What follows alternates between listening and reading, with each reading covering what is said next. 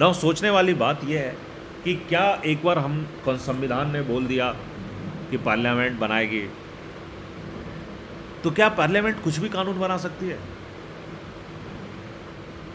Parliament में अब जो लोग हमारे रिप्रेजेंटेटिव, इलेक्टेड रिप्रेजेंटेटिव, अगर वो लोग मिल जाएं तो उनका कोई लिमिटेशन नहीं है क्या रूल्स बनाने में, क्या लॉ एक्ट करना है, क्या इनएक्ट नहीं करना है या नहीं करना है? तो फिर तो ऐसा हो सकता है कि वो कुछ अनफेयर रूल्स बना दे, वो लोग सब एक साथ मिलके। हो सकता है कि वो रूल बना दे कि आप लोग अपना धर्म को नहीं मान सकते, कोई हिंदू धर्म को नहीं मानेगा या कोई मुस्लिम धर्म को नहीं मानेगा या कोई सिख धर्म को नहीं मानेगा, या फिर एक बैन लगा दे कि नहीं नहीं ये पर्टिकुलर धर्म को तो कोई नहीं मानेगा। एक ऑर्डर, एक लॉ बना दे कि सब लोग इस तरीके के एक ख़ास तरीके से कपड़े पहनेंगे, कि सब लोग कुर्ता पैजामा ही पहन के घूम रहे हैं, या सब लोग धोती पहनकर घूमेंगे, या सब लोग बुर्का में रहेंगे। सो ये पार्लियामेंट तो फिर ऐसे अनफेयर लॉज भी बना सकते हैं, because now you have selected them. Now वो लोग अब पार्लियामेंट में बैठ गए, they can go burrs.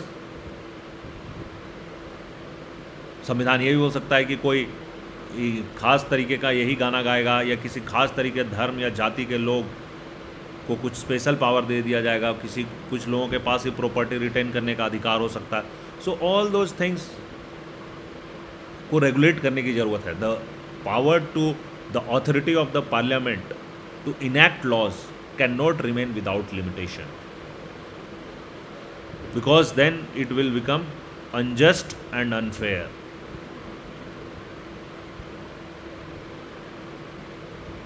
So the third function of the constitution is to set some limits on what a government can impose on its citizen. सरकार अपने नागरिकों के ऊपर क्या कानून बना सकती है, उसका लिमिटेशन कॉन्स्टिट्यूशन डिसाइड करता है। And this limits are fundamental in the sense that government may never trespass them. सरकार के पास कोई अधिकार नहीं है इस लिमिट को क्रॉस करने का। Constitution limit the power in many ways. The most common way of limiting the power of the government is to specify certain fundamental rights. वो कुछ कॉन्स्टिट्यूशन जो है वो कुछ हमारे मौलिक अधिकार दिए हैं, फंडामेंटल राइट्स दिए हैं, that all of us possesses and citizen and which no government is allowed to violet.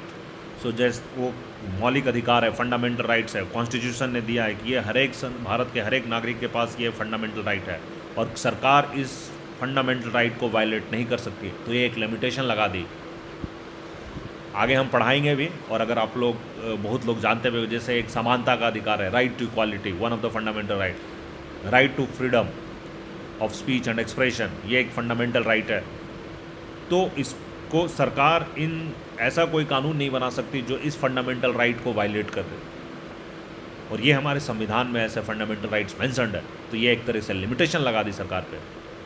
The exact content and interpretation of these rights varies from constitution to constitution. Yes, ऐसा नहीं है कि सारे constitution हूबहू same होंगे, उसके exact interpretation, exact जो उसके ये जो राइट्स है हर एक कॉन्स्टिट्यूशन में जो लिखे हैं वो डिफरेंट है, डिपेंडिंग अपॉन जिस समाज का वो कॉन्स्टिट्यूशन है, जिस देश के लिए कॉन्स्टिट्यूशन है, उसका कल्चरल बैकग्राउंड क्या है, उसका सोशल बैकग्राउंड क्या है, उसका इकोनॉमिक बैकग्राउंड क्या है। So on many diverse factor it depends, but the important thing is that कि most of the constitution will protect a basic cluster of rights.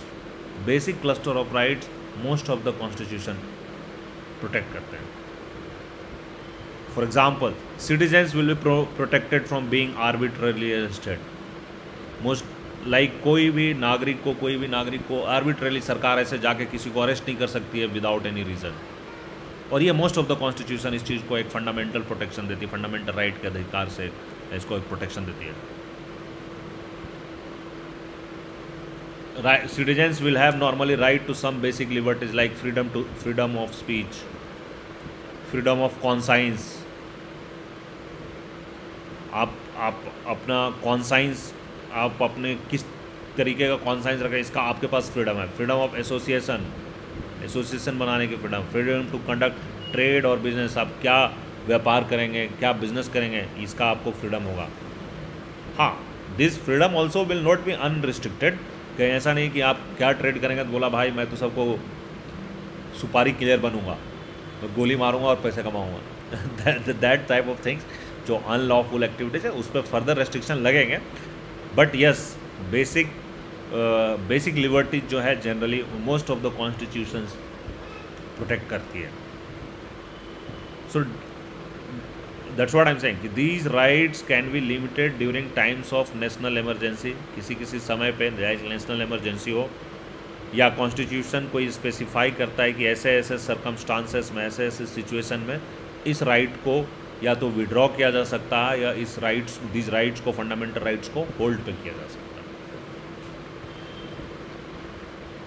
है। Next is most of the older constitution limited themselves largely to allocating decision making power and setting some limits to government power.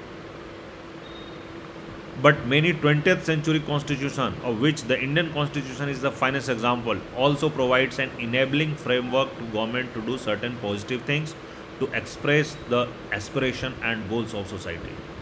सो जो पुराने समय के constitution थे, older constitution, खास करके mostly जो पुराने कॉन्स्टिट्यूशन थे, उन्होंने अपने आप को लिमिट कर लिया था कि डिसीजन मेकिंग पावर एलोकेट करना हमारा यही काम है, एंड सरकार को लिमिट्स बना दिया, गवर्नमेंट के पावर पे क्या लिमिटेशन है, हम इतना बना के एक ब्रॉड खांचा बना दिया, ब्रॉड फ्रेमवर्क बना दिया कि ये डिसीजन मेकिंग पावर गवर्नमेंट को होगा, ये इस तरीके से डिसीजन मेकिंग पावर होगा, एंड ये गवर्नमेंट के लिमिट्स होंगे। बट जो नए जैसे जैसे समाज इवॉल्व होता है, तो नए 20th सेंचुरीज में जब आया, तो इस समय के जो कॉन्स्टिट्यूशन है और हमारा संविधान आप लोगों को मालूम है 1949 में अडॉप्ट किया गया, 1950 26 जनवरी को लागू किया गया। तो हमारा संविधान 20th सेंचुरी का वन ऑफ द फाइनेस्ट संविधान है, और ये सिर्फ ये दोनों काम ही नहीं, allocation of decision making power and limiting to the government power, सिर्फ ये दोनों काम पे रिस्ट्रिक्ट नहीं किया, enabling framework for government to do certain positive things, सरकार को certain positive thing, अच्छे कार्य, पॉजिटिव कार्य, एफर्मेटिव एक्शन लेने के लिए भी एक प्रारूप बनाया, एक ढांचा बनाया। सो ये हमारे समाज के एस्पिरेशंस, आकांक्षाएं और गोल, लक्ष्य, हमारे समाज के एस्पिरेशंस और आकांक्षाएं को एक्सप्रेस करता है, व्याख्या करता है। The Indian constitution was particularly innovative in this respect, इस एस्पेक्ट में भारतीय संविधान काफ़ी ही इनोवेटिव था, नए तरीके का ये सोच लाया इस संविधान ने।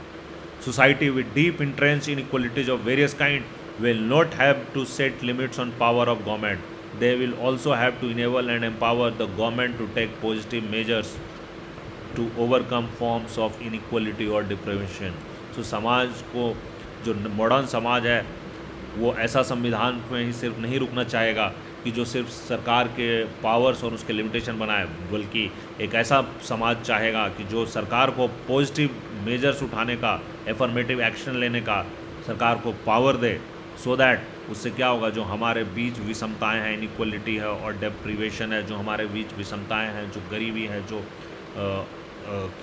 वंचित लोग हैं, उन सबको उठाया जा सके और समाज एक इक्वल सोसाइटी की ओर आगे बढ़े।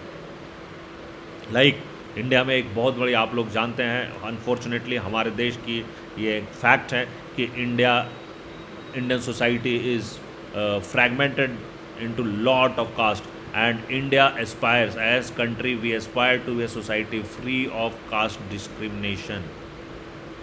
हमारे सोसाइटी, इंडिया की एक बहुत बड़ी एस्पिरेशन है कि हम लोग एक कास्टलेस सोसाइटी बनाए, या कास्ट डिस्क्रिमिनेशन से हटकर सोसाइटी बनाए, जहाँ इंसान को एक बराबर का दर्जा दिया जा सके, न कि आप किस जाति या किस धर्म में, खास करके जाति में आप जन्म लिए हों।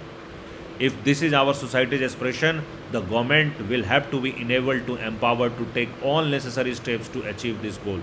तो अगर ये एस्पिरेशन है तो सरकार को ऐसा एम्पावरमेंट किया जाएगा, सरकार को ऐसा एनेबल्ड होना चाहिए कि वो सारे नेसेसरी स्टेप्स ले सके इस लक्ष्य की प्राप्ति में।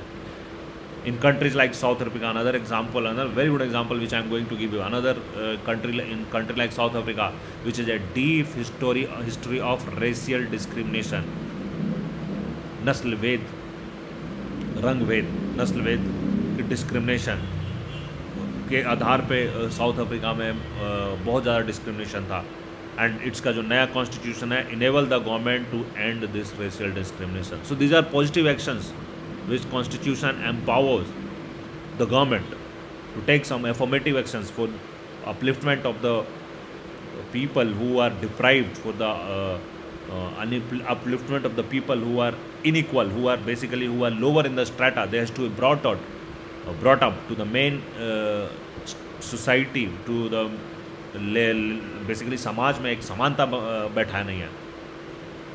The framers of the Indian Constitution, for example, thought that each individual in society should have all that is necessary for them to lead a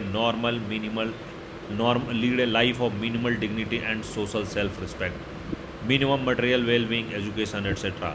So ये बहुत ही खूबसूरत बात है कि हमारे देश के जो संविधान निर्माता थे, framers of the Indian constitution, they thought that each individual, हर एक शख्स को, हर एक व्यक्ति को, समाज के हर एक व्यक्ति को के पास should have all that is necessary, वो सारी चीज़ें होनी चाहिए जो उनको एक लाइफ, एक ज़िंदगी, कैसी ज़िंदगी, ए life of minimal dignity and social self respect, एक ऐसी ज़िंदगी जो कम से कम मिनिमल बेसिक डिग्निटी और सोशल सेल्फ रिस्पेक्ट की ज़िंदगी हो. ऐसे जीने के लिए जो भी चीज़ें चाहिए, ऐसे सारे पॉजिटिव एक्शन लेने के लिए सरकार को एम्पावर करती है. ऐसा संविधान हमारे संविधान फ्रेमर्स ने बनाया है.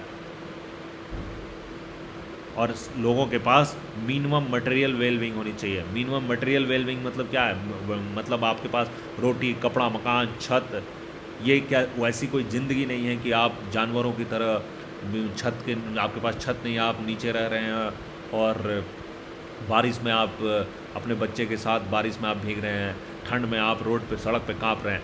ऐसा समाज नहीं चाहिए. लोगों के पास शिक्षा नहीं हो, ऐसा समाज नहीं चाहिए. तो एक मिनिमम वेलबींग होनी चाहिए, एक मिनिमम एजुकेशन सबको मिलना चाहिए. तो संविधान में ये सब वर्णित है कि इन सब चीज़ों को अचीव करने के लिए पार्लियामेंट ऐसे पॉजिटिव एक्शंस ले, कानून बनाए और एफर्मेटिव एक्शंस ले. So Indian Constitution enable the government to take positive welfare measures. These are welfare and some of which are legally enforceable. So ये बहुत इंपॉर्टेंट चीज़ है और इसमें से बहुत कुछ ऐसी हैं जो लीगली एनफोर्सेबल है, जो कानून के तहत वो एनफोर्सेबल है. अगर वो चीज़ें नहीं की जाएगी तो वो दंडित किए जा सकते हैं. वो कानून का अवमानना होगा और वो दंडित किए जा सकते हैं. So as we go on studying the Indian Constitution, we shall find that such enabling provisions have the support of the preamble to our Constitution. और ये जो provisions है, इसका हमारे संविधान का जो preamble है, प्रस्तावना है, जो संविधान के स्टार्ट में आप बुक्स भी देखेंगे तो बुक्स में एक प्रीफेस होता है. इसी तरह हमारे संविधान में एक preamble है and preamble is the heart of the constitution. और उस preamble में इस समानता को, इस पॉजिटिव एक्शंस को सपोर्ट किया गया है.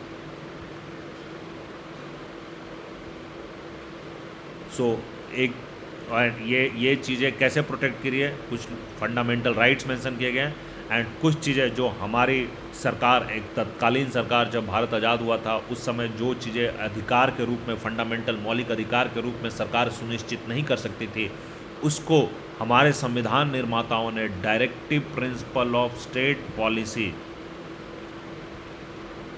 राज्य के नीति निर्देशक तत्व, directive principle of state policy के रूप में हमारे संविधान में वर्णित किया गया है. And what are this directive principle of state policy mean? It means ये जो डायरेक्टिव प्रिंसिपल्स है ये सरकार को डायरेक्ट करते हैं. ये एक सिद्धांत देते हैं, डायरेक्टिव देते हैं, डायरेक्टिव प्रिंसिपल देते हैं कि राज्य को किस तरीके से आगे बढ़ना है, क्या एस्पिरेशन है. और इन फ्यूचर ये डायरेक्टिव प्रिंसिपल्स को जब भारत इस लायक बन जाए कि ये डायरेक्टिव प्रिंसिपल्स को लागू किया जा सकता है, 100% इन्फोर्सेबल, कानूनी तरीके से इन्फोर्सेबल बनाया जा सकता है. मतलब अगर इस चीज़ को ना दिया जाए तो सरकार के खिलाफ कानूनी एक्शन लिया जा सकता है. तो समाज को इस लेवल पे, जब हमारा देश इस लेवल पे बन जाए, हमारा सरकार इस लेवल की, क्योंकि हम पहले गरीब कंट्री थे और धीरे धीरे हम विकासशील हैं, तो अब हम विकास की ओर आगे बढ़ रहे हैं. तो हम अब हमारे सरकार के पास बहुत सारे पावर्स आ गए हैं कि हम बहुत सारे directive principle of state policy को हम फुलफ़िल करवा सकते हैं और फिर उनको हम फंडामेंटल राइट में कन्वर्ट करते हैं. लाइक राइट टू एजुकेशन, पहले ये एक directive principle of state policy था जिसको बाद में फंडामेंटल राइट के रूप में कन्वर्ट कर दिया गया. So the fourth function of the constitution is to enable the government, सरकार को इनेबल करना है, enable the government to fulfill the aspirations of the society and create conditions for a just society. समाज के inspirations को fulfil करना और ऐसे कंडीशन क्रिएट करना कि ये एक जस्ट सोसाइटी हो, बराबर की सोसाइटी हो, एक अच्छी सोसाइटी हो,